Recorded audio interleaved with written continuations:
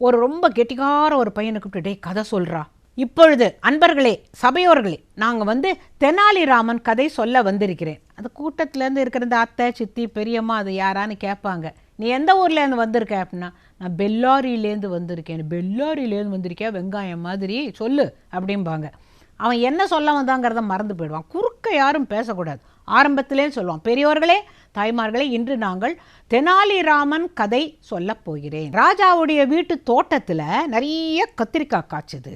ஆனால் ராஜா சொல்லிட்டார், இந்த ராஜா தோட்டத்து கத்திரிக்காவை யாரும் சாப்பிடக்கூடாது அப்படின்னு ரூல் போட்டார். தண்டனை உண்டு.